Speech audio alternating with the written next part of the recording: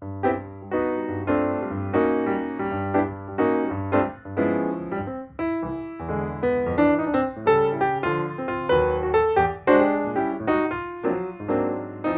afternoon, and welcome to today's program.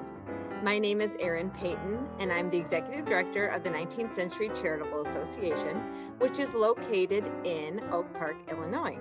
Our mission is strengthening our community through learning, giving, and the sharing of our landmark building, and we're very happy to have you all here today.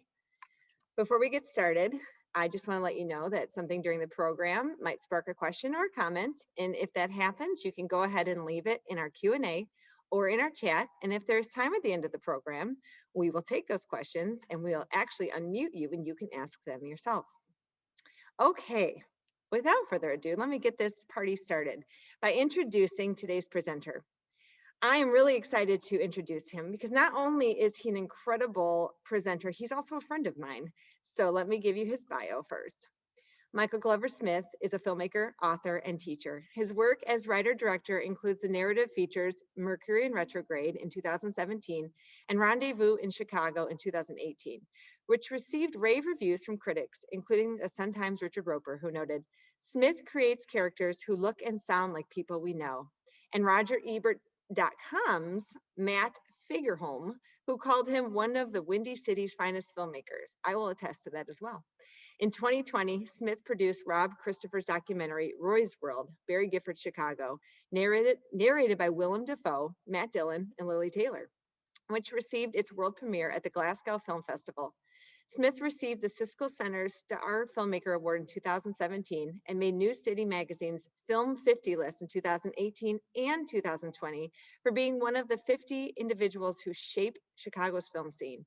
He is also the author of the book Flickering Empire from Columbus University Press in 2015, an acclaimed account of the silent film industry in Chicago, and he teaches at several Chicago area colleges. I will say that I met Mike and his wife, Jill. We just figured it out. It was in 2011 at the Chicago Film Festival where I worked, and we have stayed in touch since then. So I'm really happy to bring Mike on screen right now so he can start his program. All right, have fun, all right? Thank you. Okay, good afternoon, everyone. Thank you so much for having me. I'm very excited to be here talking about Alfred Hitchcock, one of my favorite filmmakers. I'm going to be talking specifically today about the theme of voyeurism, which is present in a lot of Alfred Hitchcock's very best films. And we're going to look at clips from 3 movies that constitute a trilogy of voyeurism.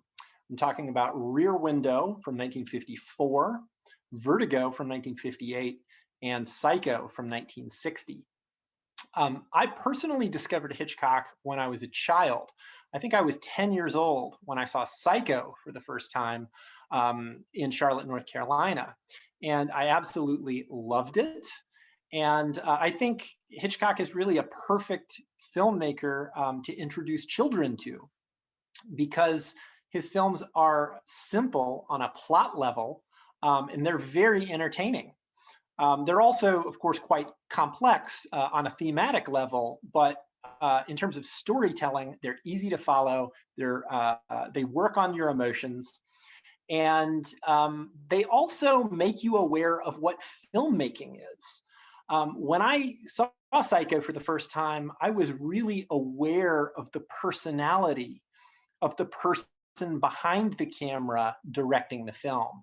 That was the first time I really became aware of what a director was. And so as I got older, my relationship to Hitchcock's films changed. I started to realize that there was a lot more going on in them than I had first thought. His films have a lot to say about society. They have a lot to say about human psychology. And they're incredibly complex on a thematic level. So now that I am a film studies instructor, I teach his films. And so my relationship to them is very different than it was when I first discovered them. But before I show you clips from the 3 films that I just mentioned, I want to show you a clip from his 1925 film, The Lodger, which is a silent film that he made in England when he was first starting out, long before he came to America. This is my cat, Tilden, by the way. She's also a big Hitchcock fan, so she wanted to participate. If you haven't seen The Lodger, it's a really wonderful film, and it's oftentimes referred to as the first true Hitchcock film, because he had actually made a couple of films before The Lodger, but this was the first thriller that he made. And of course, thrillers are what Hitchcock is known for. So all of the thematic concerns and all of the stylistic concerns that we associate with his great films from the 40s, 50s, and 60s are present in embryonic form in this early film from 1925. I said a minute ago, his films are enormously entertaining. I love the way he combines suspense with comedy and with romance. He's able to blend all of those things together in a way that is really, really entertaining. And so The Lodger, for those of you who have not seen it, is based on the story of Jack the Ripper. It's a fictionalized version of the Jack the Ripper story. And in the film, the killer is called the Avenger. And so the movie is basically about a lodger, the title character, played by the great Ivor Novello, who arrives at a boarding house in London and ends up developing a romance with the daughter of the man and woman who own the boarding house. So the scene that I'm going to show you is a scene that really does blend suspense, comedy, and romance in a way that I think is very, very Hitchcockian.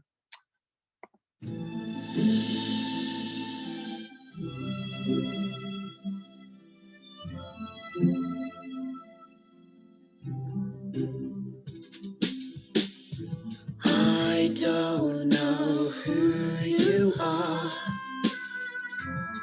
but something's changed. I don't know how you feel. I'm feeling strange. Blue eyes as cold as ice cut through me like a knife. Old memories linger here inside your tears. Inside your tears. Inside your tears. Inside your tears. Inside. Ooh.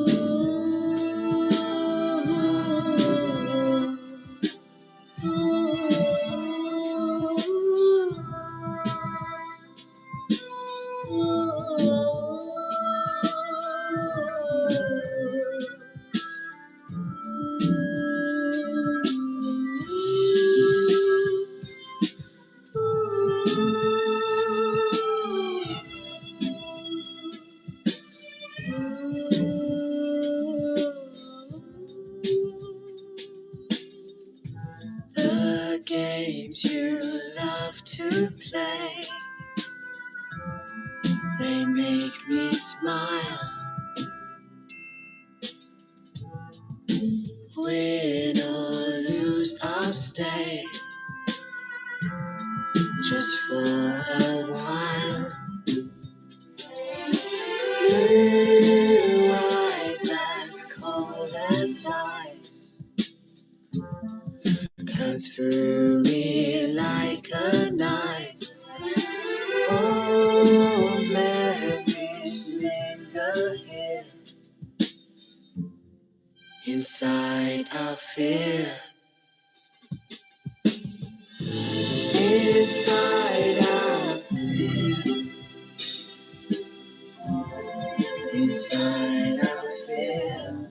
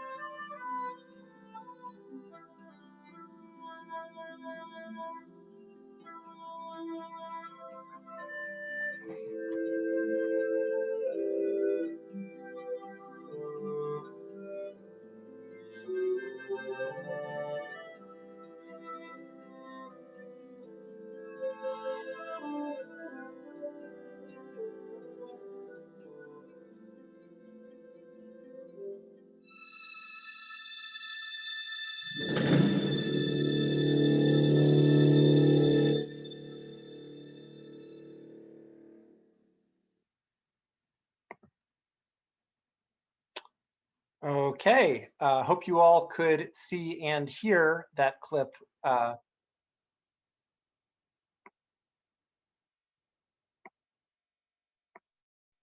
As I said, that was The Lodger. And that film actually had its world premiere 95 years ago this week. I think it's a remarkably modern looking film for its time in terms of how it's shot and edited. And what I love about that scene is it feels very romantic. It feels very intimate. You have the man and the woman, leaning over the chessboard. Their faces are very close together. He's complimenting her on her golden hair. And yet, at the same time, you're also meant to question whether or not he's a serial killer. So, you have the great moment where he reaches for the fire poker, and you are meant to suspect that he may use that to bash her head in. And of course, he doesn't. He ends up stoking the fire with the poker. So that's where the humor comes in. It's a very sort of dark strain of humor that runs throughout the entire film. You also get that in the moment where he cuts the button off of her dress. And of course, also when he says, "I'll get you yet," as he makes a chess move, which is a line that has kind of a double meaning. So is the character of the Lodger, is he the Avenger? You'll have to watch the movie to find out. But I think if you haven't seen it, it's a really wonderful introduction to the work of Alfred Hitchcock. Now I would like to talk a little bit about Hitchcock's editing, which is very, very important in terms of how he's able to tighten the screws and generate suspense. In particular, I want to talk about a style of editing that was developed in Russia in the 1920s that had a big influence on Hitchcock. There's something called the Kuleshov Effect, which some of you may have heard of. You may have read about it. Even in mainstream film reviews, oftentimes critics will refer to the Kuleshov Effect or the Kuleshov Experiment. And the Kuleshov Experiment was named for an experiment by the legendary Russian director Lev Kuleshov, who worked in the mid to late silent era. And what he did, the experiment was based on a short film that he made that consisted entirely of clips from pre-existing movies. So he made a new short film by taking shots from other movies and editing them together to create a new film. And what he did was he took a shot of a famous Russian actor's face, a close-up, and he intercut that shot with shots of various other people and objects. So you would see a close-up of the Russian actor's face, and then he would cut to a shot of a bowl of soup. Then he would cut back to the Russian actor's face, and he would cut to a shot of a girl lying dead in a coffin. Then he would cut back to the Russian actor's face, and then he would cut to a shot of a beautiful woman lying on a bed. And how the experiment worked was he would show this film to audiences, and then he would give them a survey, and he would ask them to identify the emotion that the actor was projecting at each moment in the film. And the vast majority of the people who were the subjects of this experiment, without fail, they said when they watched the film that when the actor was looking at the bowl of soup, he looked hungry. When he was looking at the dead girl in the coffin, he looked sad. And when he was looking at the beautiful woman lying on the bed, he looked like he was full of desire. And so what this experiment did was it proved something about film editing, which is that what we do when we watch a movie is we project our own emotions onto the characters on screen. And this was something that people had suspected, but Kuleshov was the first one to prove this in a scientific way by conducting an experiment. And not only did the Russian actor's face seem neutral in between all of these shots, Kuleshov actually took the same shot and reprinted it over and over. So audiences were literally looking at the same face, yet depending on what that was intercut with, they saw different things on his face. So, that's as soon as the results of this experiment became known, then filmmakers started to consciously employ this effect in trying to manipulate viewers. And Alfred Hitchcock, talked about the Kuleshov effect in interviews. And it's something worth thinking about because I think it also proves that what we do when we watch movies, we oftentimes what we think of as good acting is really film editing. Because editing makes us feel like we know what a character is thinking, or we know what they are feeling. But oftentimes they're not projecting that. It's the editing that gives us that impression. And Hitchcock knew that as well as anybody. So I'm going to show you now an excerpt from a filmed interview with Alfred Hitchcock where he actually talks about the Kuleshov effect. This is a really wonderful interview and a really good example of his sense of humor. So enjoy seeing Alfred Hitchcock talk about the Kuleshov effect. Now, the third way is what one might call pure cinematics, the assembly of film, and how it can be changed to create a different idea. Now, we have a close-up. Let me show what he sees. Let's assume he saw a woman holding a baby in her arms. Now we cut back to his reaction to what he sees, and he smiles. Now, what is he as a character? He's a kindly man. He's sympathetic. Now, let's take the middle piece of film away, the woman with the child, but leave his two pieces of film as they were. Now we'll put in a piece of film of a girl in a bikini. He looks, girl in a bikini, he smiles. What is he now? The dirty old man. He's no longer the benign gentleman who loves babies. That's the difference. That's what film can do for you. Or you for it, as it were. Okay, so that's the Kuleshov effect right there. Person looking, thing seen. A man smiling at a baby looks very different than a man smiling at a woman in a bikini, even if it's the same smile.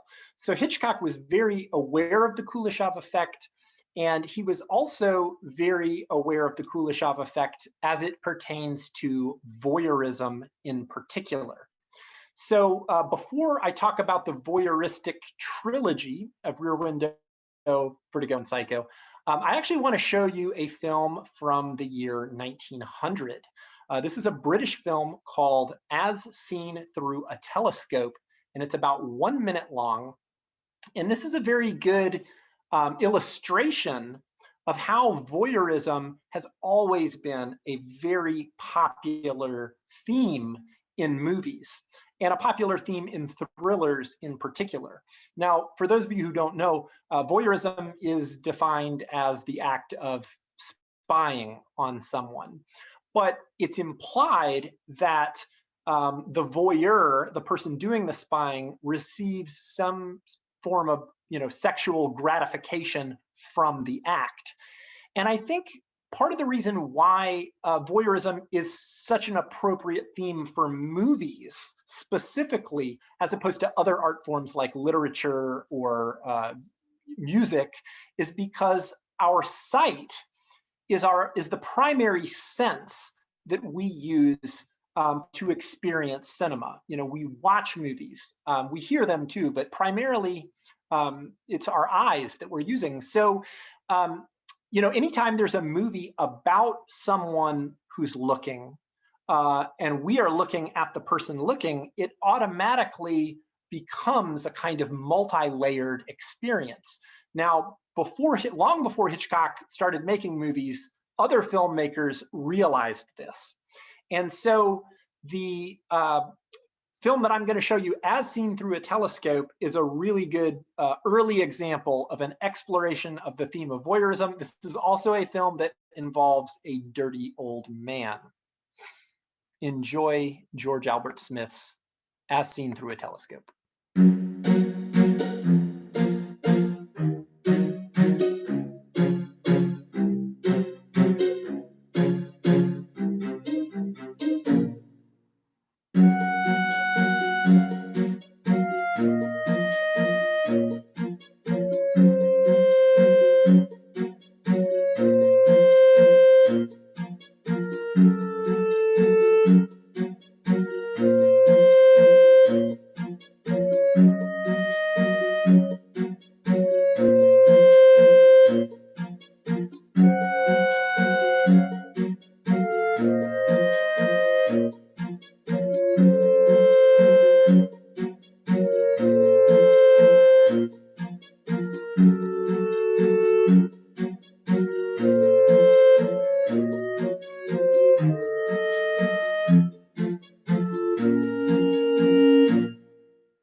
Okay, wonderful little 60-second film there, also 3 shots long.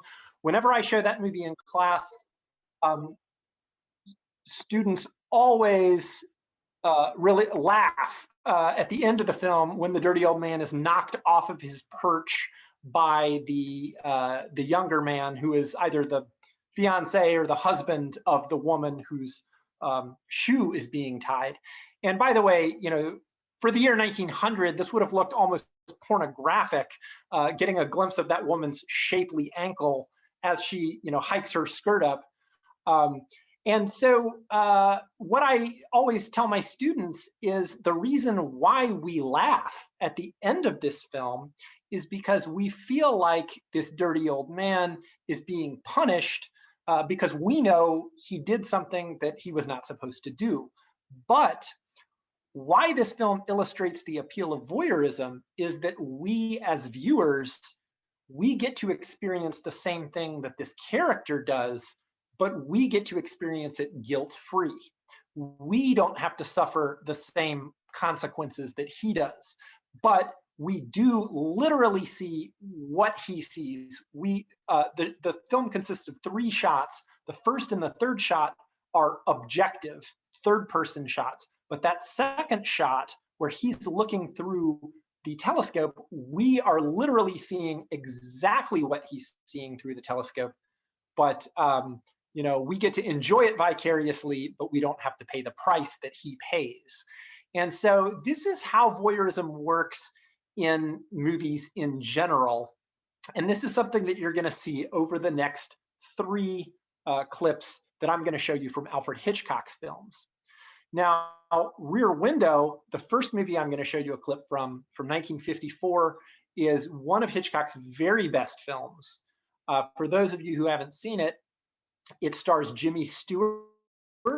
He plays a photojournalist who is housebound because he broke his femur in an accident. So he's in a wheelchair and he can't leave his Greenwich Village apartment. So he's very bored. And in order to pass the time, he starts to spy on his neighbors through the rear window of his apartment building.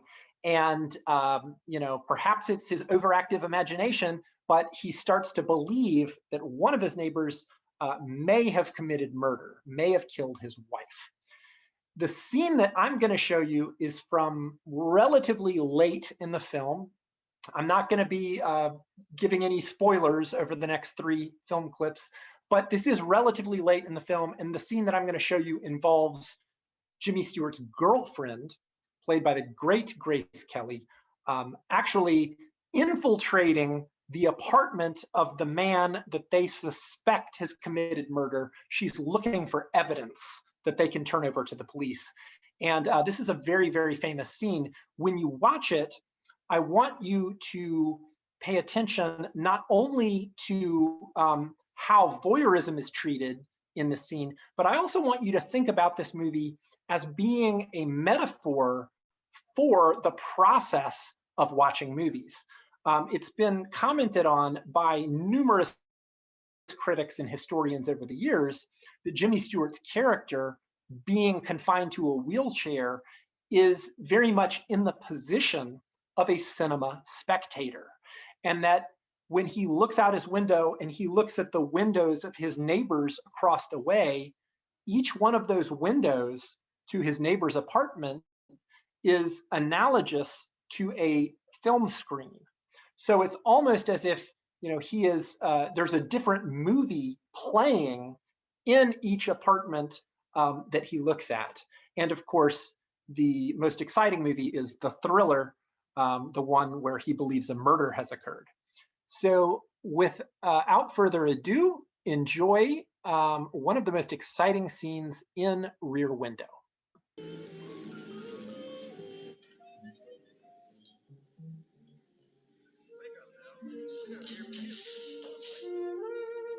Lisa, what are you doing?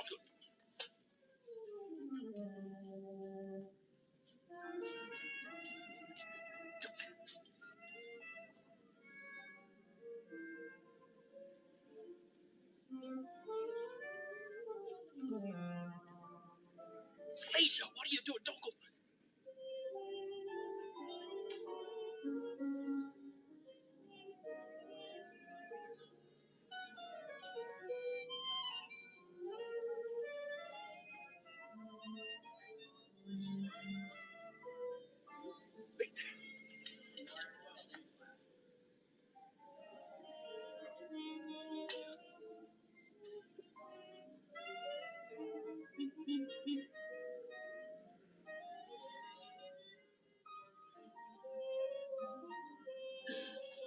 Come on, get out of there.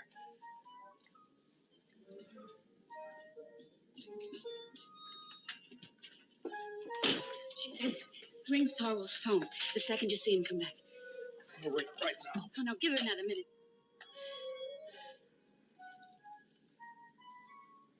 All right, fellas, let's try it once from the beginning. Miss Lonely Hearts. Oh, call the police. Give me the police. 6th precinct. Yes, sir.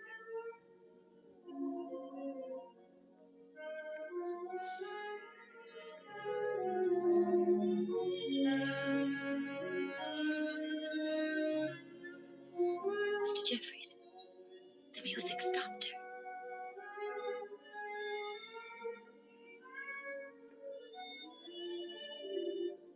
What? Lisa! Please.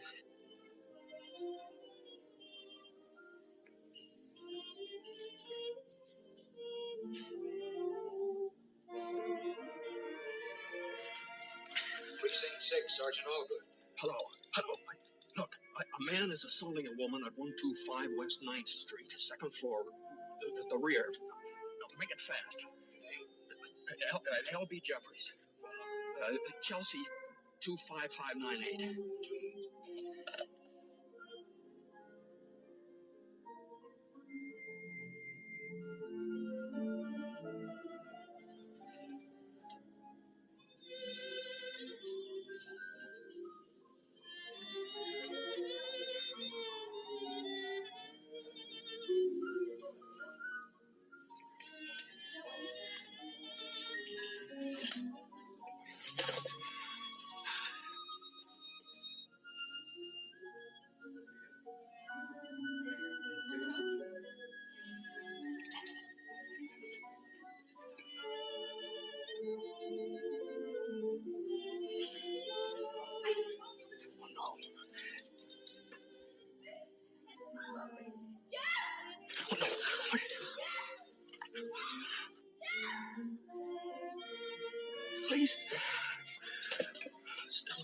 do? Oh, here they come.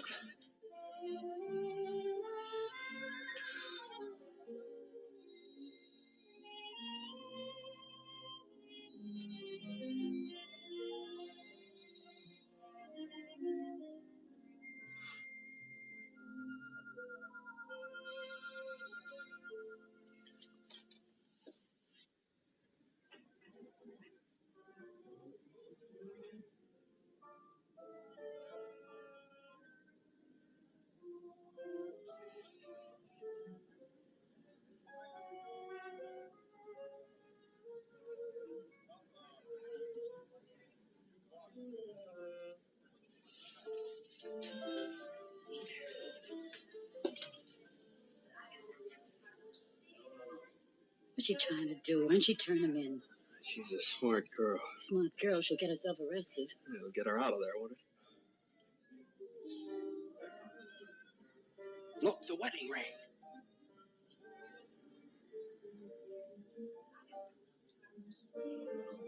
Turn out the light, he's seen us. So that's a little bit of Rear Window. Absolutely masterful piece of filmmaking. And again, a good illustration of the Kuleshov effect. Hitchcock is cutting back and forth between Jimmy Stewart and Thelma Ritter looking, and then he's cutting to what they are looking at.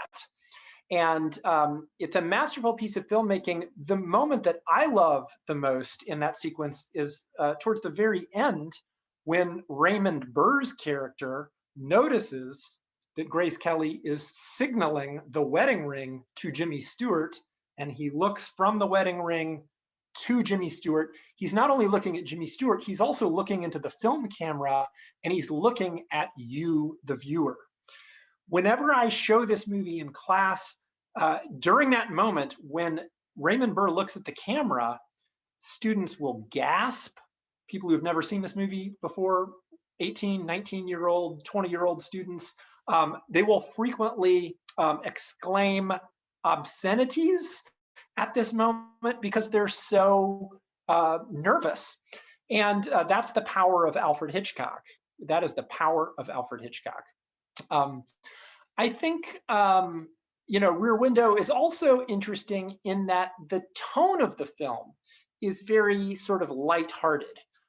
There's a lot of humor in Rear Window. It's a very light, fun movie. But as he continued to explore voyeurism in his career, his films got darker, they got more dramatic, and eventually they became more disturbing as well. And the consequences of the voyeurism of the characters became more serious with his subsequent films. So a good example of that is Vertigo from 1958. Now, a lot of critics consider Vertigo to be Hitchcock's finest film. That wasn't the case when it came out. It actually received fairly mixed to poor reviews, but in the decades since, a lot of people think it's his greatest achievement. Again, it stars Jimmy Stewart. And for those of you who have not yet seen it, I'm not going to spoil anything, but I will tell you the basic premise, which is that Jimmy Stewart's character is a retired police officer who is hired by an old college friend of his to spy on the friend's wife, to act in the capacity as a private investigator. Now, the friend's wife the friend does not suspect his wife of cheating on him. He actually wants Jimmy Stewart to follow her because he suspects that she has become possessed by the spirit of her dead grandmother.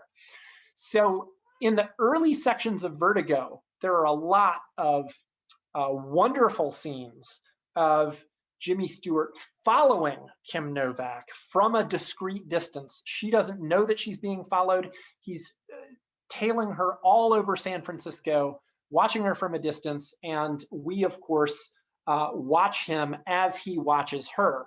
The scene I'm going to show you right now is a wonderful piece of silent filmmaking that lasts several minutes with no dialogue, and yet it's absolutely gripping to watch. Enjoy this excerpt from Vertigo.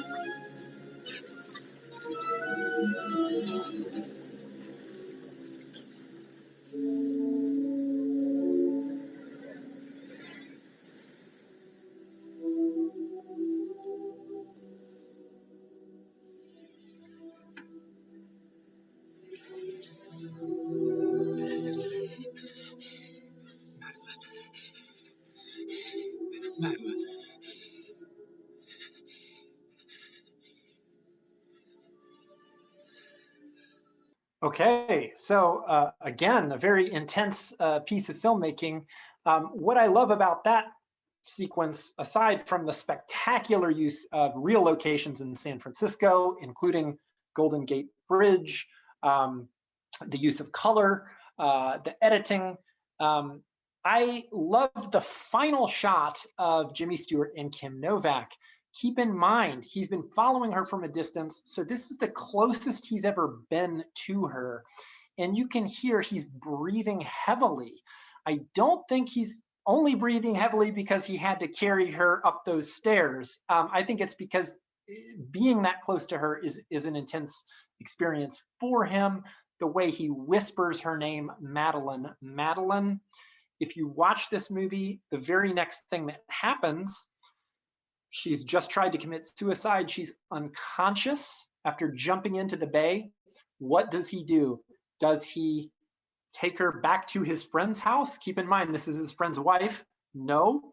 Does he take her to a hospital? No. He takes her back to his own house, takes off her clothes because they're wet, and puts her naked into his own bed.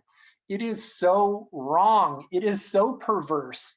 And yet, I think the point of this film, it's the real subject of the film is obsession.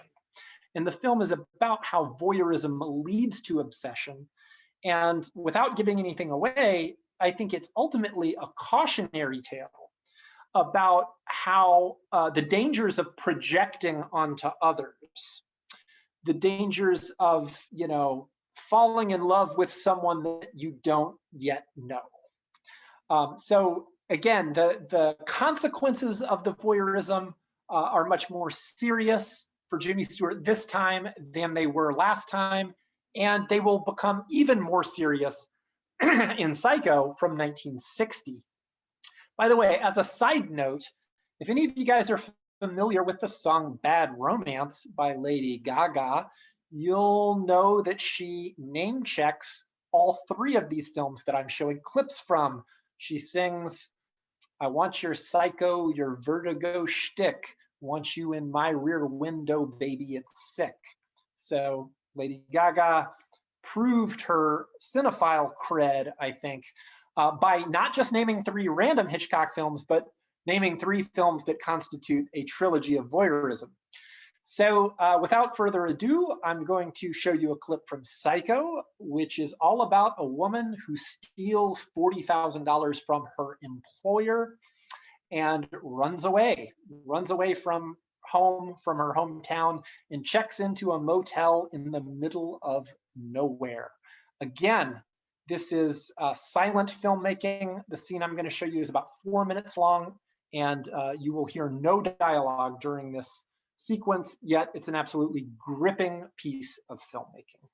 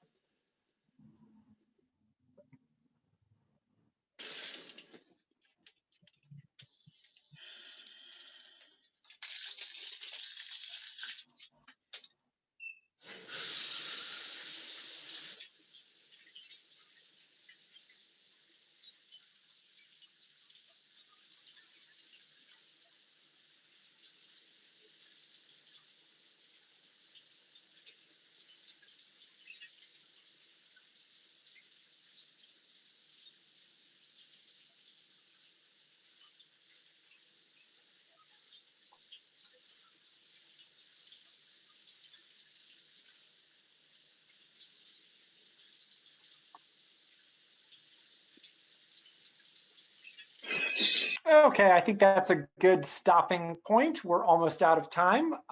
If you haven't seen the movie, watch the rest of it to find out what happens. I will say that what I love about that sequence in relation to the voyeurism theme is the sense that this shower murder that occurs is somehow connected to the scene of Norman Bates, the motel manager, spying on her. It's almost as if Janet Leigh's character, has to be punished because of the way that she excites him. And Hitchcock was raised Catholic, so guilt is a very prominent theme in a lot of his films, and a lot of critics have drawn that connection between the theme of guilt and the transference of guilt from one character to another. They've traced that sort of back to his Catholic upbringing. And also the notion that there's no real difference between thinking about doing something and actually doing it. That's a concept that is definitely explored in a lot of his films, including Psycho. And Psycho is absolutely one of his darkest films. But like I said, he had two modes of filmmaking. He had his dark and disturbing thrillers like Psycho, like Vertigo, like Frenzy. And then he had his more lighthearted comedic thrillers like Rear Window, like North by Northwest, like Family Plot, and so on. And so even though Hitchcock only worked in one genre, there's still a tremendous amount of variety in the movies that he produced. A lot of different moods, a lot of different feelings are explored in his work. And I think as a filmmaker, he has one of the most satisfying filmographies to study if you're a movie lover. So this wraps up my lecture portion of today's presentation. But my one hope is that you all, after today, will binge watch more Hitchcock. If you haven't seen any of the films that I showed you clips from today, please, I would recommend starting with those. And if you have seen those, move beyond the classics and seek out some of his lesser known films, many of which are just as wonderful as the ones I just showed you. So we have a few minutes during which time I think I can answer some questions. So Erin, can we go ahead and open up questions to the floor? Yeah. Firstly, though, thank you very much. It was wonderful. And a little fun fact about me, for those of you who either know me or have been watching me week on week, is I went to school at the University of Illinois in Champaign, and I was a film minor. And there was a movie, back when there was movie rental places, there was one right across the street from the quad called That's Rentertainment. And this was during VHS times, and there was a section of just Hitchcock movies, and it was, someone had ranked them from 1 to like 37, I think they had. And I watched, I think I got to like 32. So I watched them all, which I'd already known who he was, and then I fell in love with him. And I was telling Mike that I wish I had taken a picture of my bathroom, because I have many framed Hitchcock pictures in my bathroom, along with a charade with Audrey Hepburn. I know that's not Hitchcock, but it's genre. So I'm so glad we're doing this. Couple people asked the same question, so I'm just going to ask it for you. Why did that person complement that silent film with the modern music? Yeah, so that clip from the lodger that I showed is from a 2012 restoration that was carried out by the British Film Institute. And that was the score that they commissioned. They got a young British composer to do a modern score. There's a debate among film fans over whether silent films should have modern scores or whether they should have old-timey sounding scores. The truth is, silent films were never truly silent. There was always music played. So if you saw a film in the 1920s, you were going to hear music, but it was never the same. because the music wasn't married to the film print. So it was up to each individual theater owner to decide, is there going to be a piano player? Will there be someone playing records?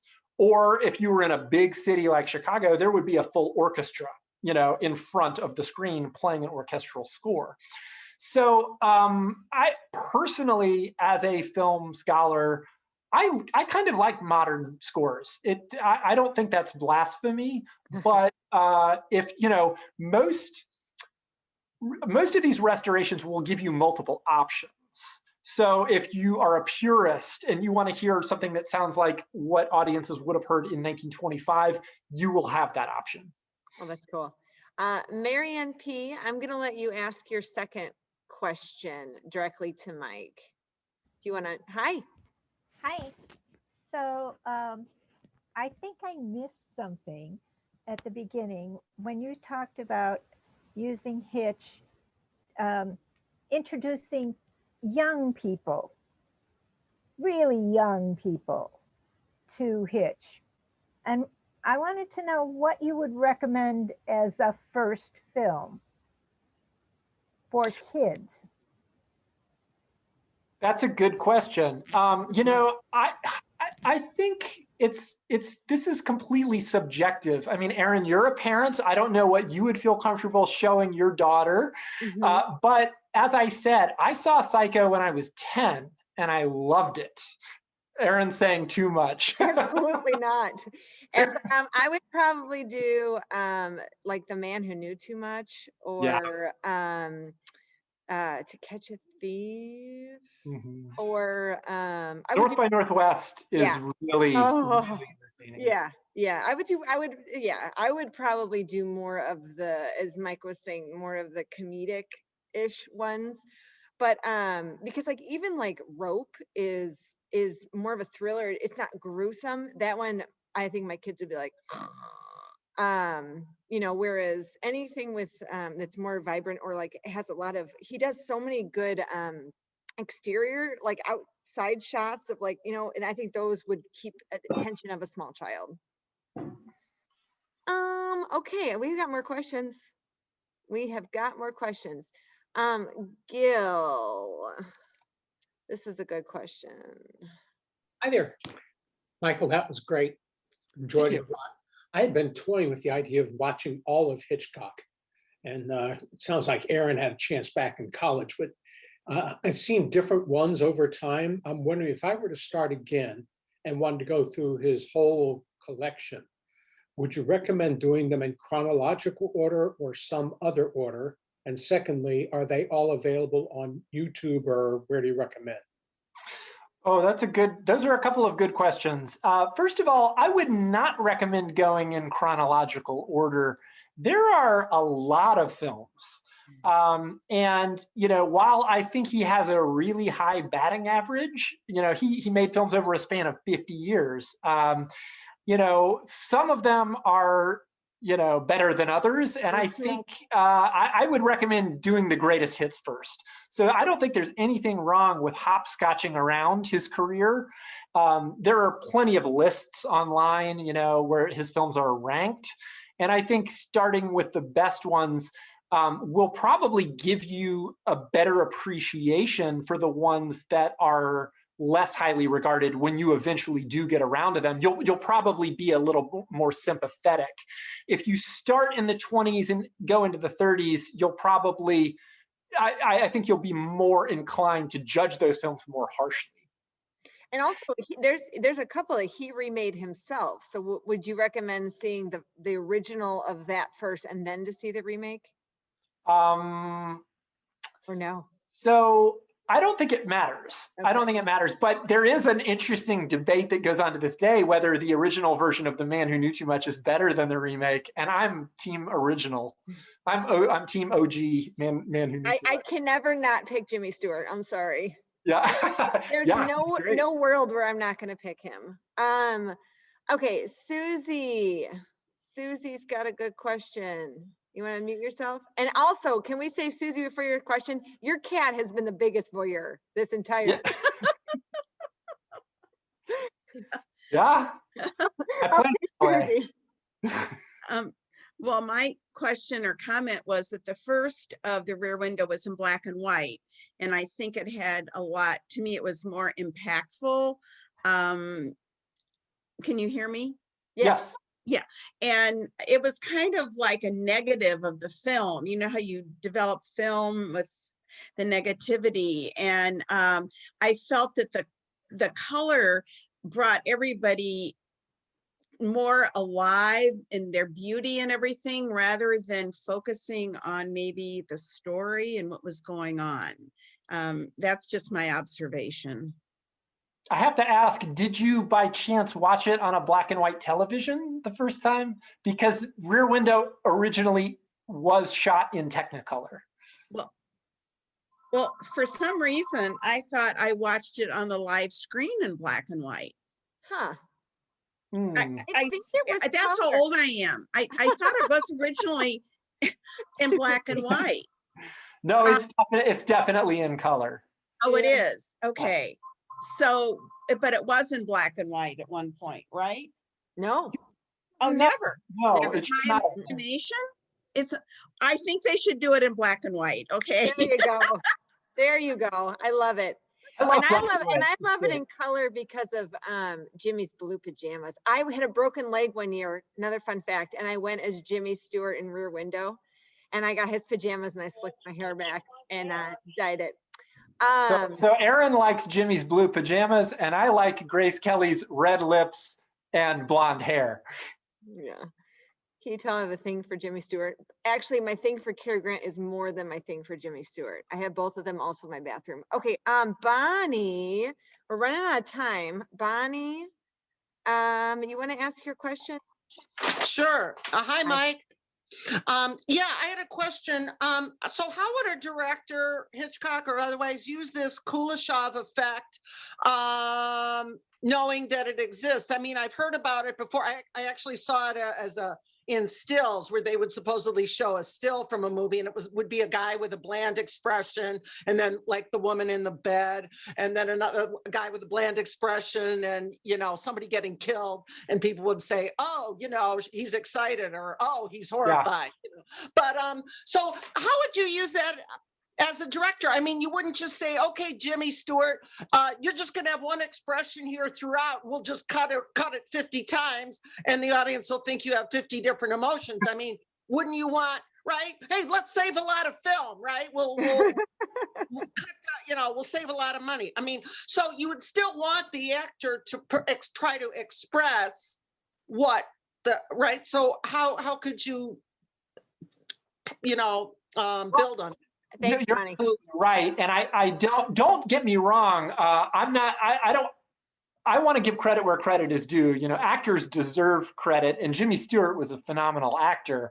But I think the difference between film acting and theater acting is a movie camera is like a microscope. It sees everything, and actors who have theatrical training, they tend to be bigger than is necessary in movies. So somebody like Hitchcock, if he was working with theatrically trained actors, he wouldn't tell them to not show emotion, right, but he did try to get them to be subtle and natural, and to not show any more than what would be necessary in order to try and get the point across. Mike? He was also very technically precise too. He would tell his actors, he would say, look down, now look up. He would tell them exactly where to look and how to move, which some actors don't like. Everything was very choreographed. I think you need to hire Bonnie for your next film. She'll keep you on budget. Exactly. Okay, I'm gonna because we're running out of time. I'm gonna ask a couple questions that I'm seeing here. Two people really wish you had used the birds in this program. Yeah. Was there? Would you say that would have been? That's not. They weren't really. The birds wasn't really. The same type of film you're discussing, though. No, it's a different type of movie. It's really more of a horror film and less of a thriller. But I love The Birds. I think it's a masterpiece. But you're right, Aaron. It didn't really fit in with the voyeurism theme. Yeah. The great thing about Hitchcock, though, is there are a million, ways into his work. I could do this same lecture next week, and we could look at 3 or 4 different films and discuss a completely different aspect of his filmmaking. Well, it's funny that you say that, because Rick Greenman says you should schedule Michael for another Hitchcock program. So they are already clamoring to have you back, which I thought that was awesome. Joyce Porter says Hitchcock's daughter was so good in Psycho. Why didn't she do any? She didn't really do much more acting, did she? Patricia Hitchcock. Yeah, Patricia Hitchcock is great in Psycho. I think she was, a very ordinary looking woman. And I think maybe, I don't think she would have had the kind of leading lady opportunities that someone like Janet Leigh or Grace Kelly would have had. And I'm not sure how much she wanted to pursue a career as an actress, but I agree with you. She's fantastic, especially in Psycho. And she was not blonde, correct? She was not blonde. So her dad would probably not cast her in too many more things. Someone asked about that. He was notoriously, he liked casting blondes. He had a thing for blondes. Yeah, it was his muse, I think. Okay, so I think we are, last question. Marianne Resnick wants to know, if, and just like Gil was wondering, if we are gonna all of a sudden get into the groove of Hitchcock, where can we rent his films? Can we buy his films? Are we having to go to Amazon? Is there a better place? Well, I am old school. I like physical media. So I like to collect Blu-rays. Okay. And that's really the best quality if you really care about, seeing films in the best possible quality. There's a great box set that's been put out. I think it's called the Alfred Hitchcock Masterpiece Collection, where I think there's 13 or 14 of his best movies that come in a Blu-ray box set. And they're all, they've all been digitally restored. Any including Criterion collections? Criterion has quite a few. Okay. Criterion has quite a few. And I love the Criterion collection. Criterion put out The Lodger. Oh, that's nice. So guys, you know how you're always telling your kids that when they ask you what you want for your birthday or for a holiday, you're like, I don't want anything. Ask for this.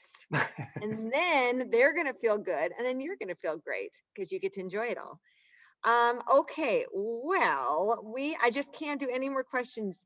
Here's another person saying, bring Michael back. People are just enamored with you, Mike. As much as, I've enjoyed you for the last 10 years. Please, you guys, give one more plug, Mike, for your films. I got to see one of them at the Siskel one magical weekend. I didn't get to see the other one in an actual theater, but I'm hoping that once theaters really reopen, you guys are going to be able to check his stuff out either in theaters, or how can they find your films? So my 2 most recent films are both streaming on Amazon Prime. Great. Mercury in Retrograde from 2017. Definitely, it's not a thriller, but it does show a Hitchcock influence. I'm always thinking about him, when I make a film. So Mercury in Retrograde is a film I'm very proud of. It stars a great French actress named Roxanne Mesquita.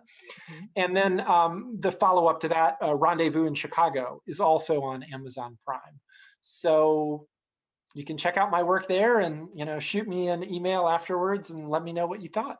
And again, if you loved his this presentation, he does teach at several local colleges. So I think some of them, anybody can take the class. Am I correct? Or do you have to be registered?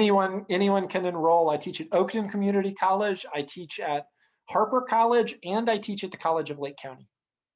You have so many chances to continue having Michael Glover Smith in your life. So Mike, we were so grateful. Everyone who came on who is not a member, thank you so much. If you want to continue to enjoy our Monday programs, you can find the schedule at www.19thcentury.org. If you want to make a donation so we can continue putting on amazing programs like this, right on our homepage, there is a donate here button at www.19thcentury.org. And again, there's more information about our gala right at, you're right, www.19thcentury.org. Well, for everybody from the 19th century, this is Erin. If you are not a member, we are going to say goodbye to you. If you are a member, please hang out. And Mike, thank you so much. You were wonderful. Thank you so much for having me. Okay, see ya. Okay, bye-bye.